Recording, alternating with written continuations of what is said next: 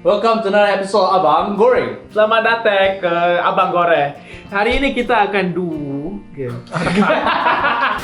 So today we're gonna do some very interesting food, something very rare, special. We're gonna do some Kelantanese food dishes. A lot of people are not aware of what Kelantanese food is. So today we're gonna go through the different types of Kelantan food that we can find here in Singapore. Especially these kind of foods are especially rare, and with the COVID pandemic going on, we can't go across the border to sample some of these tasty food. So today we're gonna talk about a new stall called Kelate. We just opened. Yes, you don't really need to take a 9-hour drive up to Kelantan to have a taste of the Kelantanese food. Kelate is actually started by a Malaysian actress. She's called Sasqia. So you don't really, like what I said, you don't really need to travel all the way up to Kelantan. You can actually head down to Toa Payoh to try the different food that is actually available over there. Yeah. Okay, so basically Kelate, they only have 4 main dishes. Okay, rather 3, but one with one side.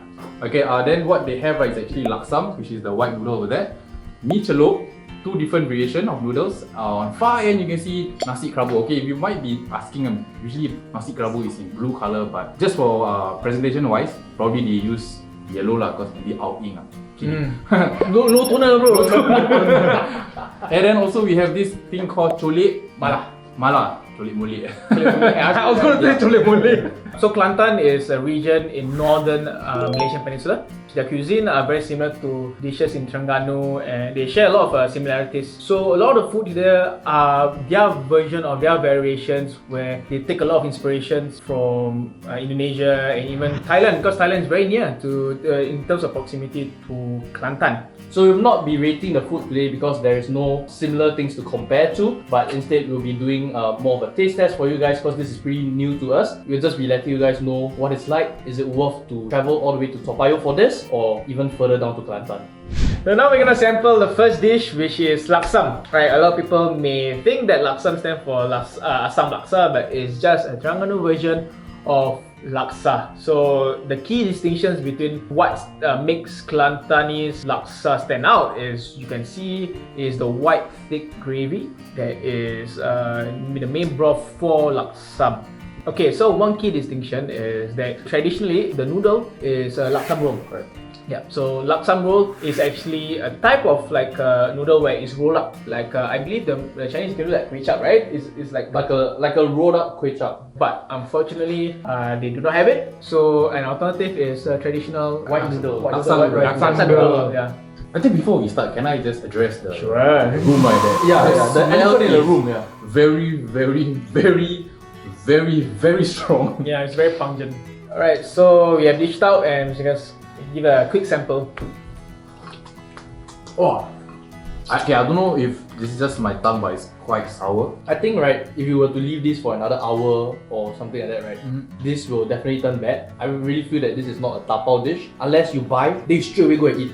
For my memory, and like, because I've eaten this a lot of times, this is not how it's supposed to taste like. I think it's on its way to being bad, as what Darren said. We purchased it like a few hours ago, and by the time we eat it, the taste is extremely sour. I can see this for all of us that we are quite disappointed by the dish, because it's something that we are looking forward to. It's not the kind of laksa that you can easily find. Definitely. Yeah, in Singapore. But I think on a final note, I can actually taste the garlic of it. But the sourness kind of just overpowers it. Exactly. And I can also taste that kind of fresh herbs taste as well. We shall not, just because of one bad takeaway, is that we're gonna say that it's a bad dish. Right? Maybe because we're just having a bad luck. But we fully recommend going down and try at the store itself. And eat it as soon as possible. Yeah, it's hot, piping hot from the store. And here we have with us, we have portioned out the michelob. So let's give it a go. Let's give it a celok. Fun fact, celok means dip. Oh, it's good! Oh, this is way better than... This is good, man! This is actually nice, yeah. I think the closest taste that we can compare it with is like mi bandung. I don't know, like I cannot compare it to mi bandung. But mi bandung like a more spicier, or mi soto, but a cleaner, a lighter version. Cleaner. I think this is like mi bakso. Without the bakso. Mi bakso without the bakso, but a stronger beer broth. Try the chili. It's very interesting. I would like some chili, please. Wait. Oh wow. Oh.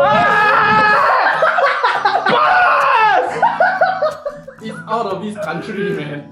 It's like legit out of this country. This is not those very spicy, like Korean noodles kind of spicy. This spicy, you know that it's made out of fresh and really solid chili. Yeah. So the chili taste is really there. You can taste a very strong fresh herb. Yeah. It's like a very sharp taste of Is it of vinegar? vegetable. No, vegetable. It's a type of vegetable. It's the kind of thing where you can find in your ulam. So this is a recurring theme between all the Kelantanese food, where you can see a lot of ulam, a lot of fresh herbs, a recurring taste profile. I think that's what they like. It almost has like this belacan smell to Yes, it. correct. Yeah. But I don't see any of it. Okay, one thing I know for sure, this might not be blended. This might be hand pound. Yeah. Hand grinded. Mota. The pestle and mortar. And Mota.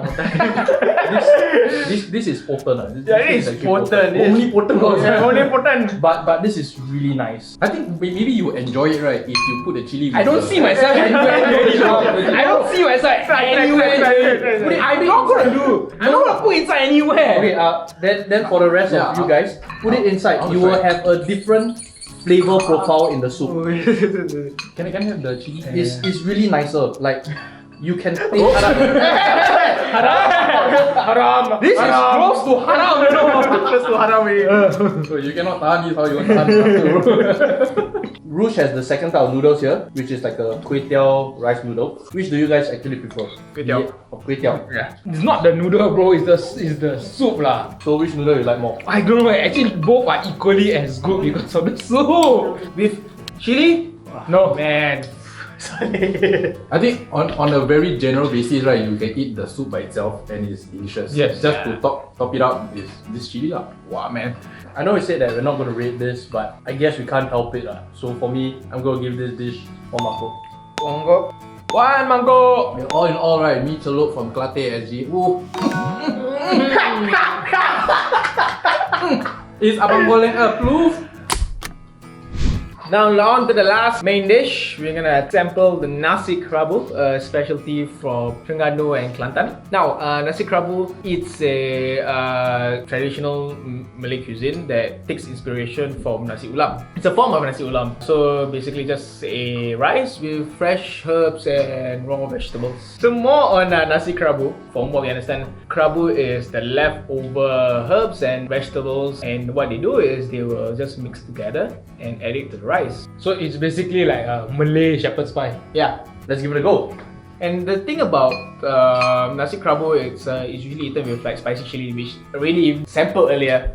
And the sad thing is that in Malaysia, it's one of those disappearing traditional foods. I think because of modernization, people are not paying much attention to the culture. I think generally because people when they see leftover food, they just throw it away. You know, like they don't have this Like old don't waste traditional, food mentality. old mentality. traditional mindset about hey, this one can leave for tomorrow. Why not we do this? You know. I just added the lemak chili to the rice. Man, it just transformed the dish into something else. Makes it like fried nasi lemak. It's like you put kuah lemak on the rice, but it's not like banjir Yeah. and all that. I like it. Yeah, I like it. It's like whoa. It's like you wouldn't expect. You know what we should try now? That lemak chili with the power chili. No lah.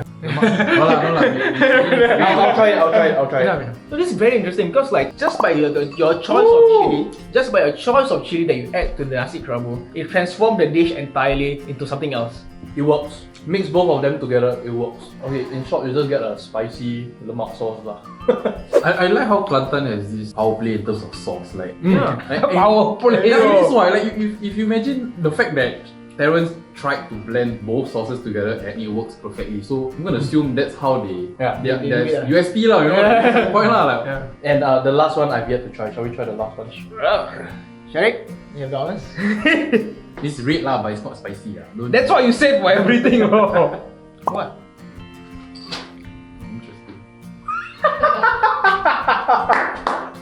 Let's go. Oh, I am amused by this. I am amused by this. Shit. You know what it tastes like? Satay sauce, bro. Satay sauce, bro. Satay sauce, yeah. Sambal satay sauce. Kudos to Kelantan people. Wow, it's like so diverse. Like open our eyes a lot, you know. You should find a wife in Kelantan actually. Okay, so last but not least, we're gonna do chole mole. Chole mala. It's vegetable fritters. It's like prawn fritters just with vegetables. I mean, what else can I say? So, but we're gonna sample it with the tube sauce, the anchovy sauce, and peanut sauce. I honestly feel that certain parts are too thick. It's not as cooked. Not consistent, basically. And also there's laksa leaves inside, which I was really surprised. So what sauce are you dipping it into, Rush? Anchovy.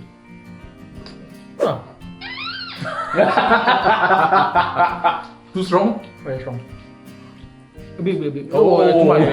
okay.